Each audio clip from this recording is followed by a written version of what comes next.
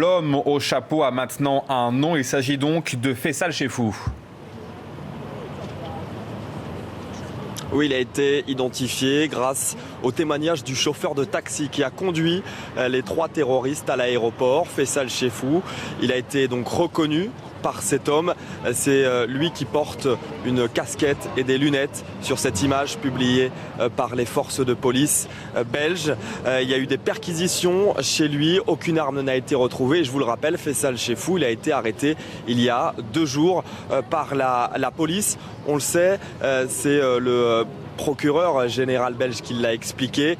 Ce 3e homme, qui est donc Faisal Cheffouf, eh bien, il a déposé une valise à l'intérieur de cet aéroport international de Bruxelles mardi, une valise remplie d'explosifs. Elle n'a pas été déclenchée lors des attentats le matin, mais eh bien, les enquêteurs ont réussi à la retrouver dans l'après-midi et ils ont décidé de maîtriser son explosion. C'était aux alentours de 14h30.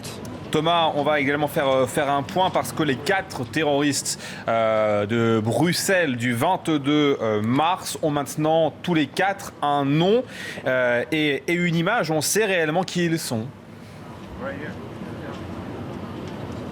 Oui, effectivement. Alors, on ne sait pas si au total il y avait 4 personnes, mais ces 4 terroristes-là ont bien été identifiés parce que dans la matinée, le parquet fédéral belge a expliqué que Faisal Cheffouf était inculpé d'assassinat terroriste dans le cadre de ces attentats de Bruxelles, même si son rôle entier reste à définir. Eh bien, c'est ce qu'a expliqué le parquet fédéral belge. Najim Lachraoui s'est donc fait exploser à l'aéroport en compagnie de Ibrahim El Bakraoui.